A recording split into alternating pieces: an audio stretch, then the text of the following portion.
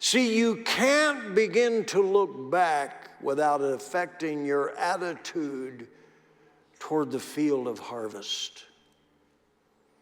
Your commitment to the calling and ministry.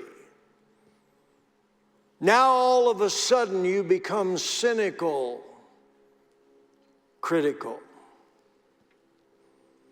My dad had me in the field as I got a little older, sometimes from daylight to dark, can see to can't see. I hated it. I despised the field. All I could think about was baseball. Especially I got a little older, 7th, 8th grade. I hated every minute of it. Every excuse to quit. Run away, hide, sit down. Always complaining, I'm too tired, it's too hot, it's too hard. Those who start looking back begin to build their case and cast their excuses. It's useless to plow. Outreach won't work anymore. Costs too much. It's too hard. It's too hard. Takes too much. I have no time, no time. Wasting my life. Eventually, if you're not careful, it's like a dog returning to its own vomit. My dad died in June 2nd, 1989. I was in Malaysia. I came back, when we came back to the States, and I finally got back to Granny's, the old house I grew up in, still have it, but I'm sitting at this old kitchen table that had been there as long as I could remember, and I'm going through this shoebox full of old papers. These were his papers. And I ran across this little notebook my dad had. It was kind of like a ledger. And it was like from 1950s. And I looked at 1954. I would have been like right in the 8th grade. And he said, ship beans to Chicago for market. And he had some figures there. The cost of shipping those beans was more than what the beans brought on auction. On the side, he had a little note. Don't think I can survive another year. And we didn't. My dad sold the horses, had a Jersey cow. We moved to East Chicago, Indiana. He became a gardener for CEOs in the steel industry. But he began to drink like never before.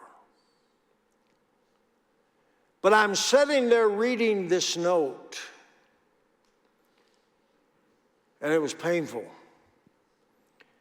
I realized my dad came home from the war, probably 1944. I don't know if he got a GI loan or what, but he tried farming for about 10 years. This was his dream. Like I say, I was in the 8th grade. I had strength, I was young, I had energy. If I would have just thrown myself into this, he might have succeeded.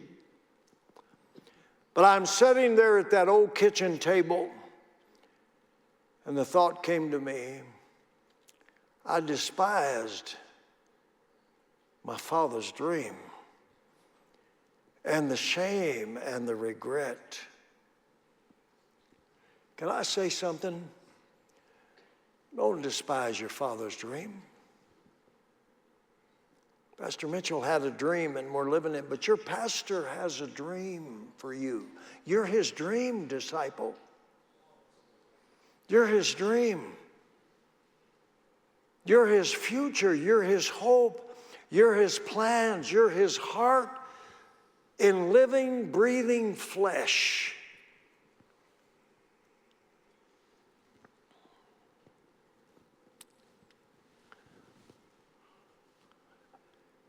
Does that mean anything to you?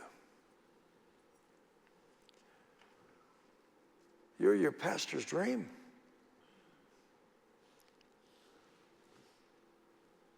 You stepped in, you're saved in our fellowship. You're stepped in a dream that's gone on for decades. Pastor Greg just telling me, just back from Europe and this and nations and Sydney and etc.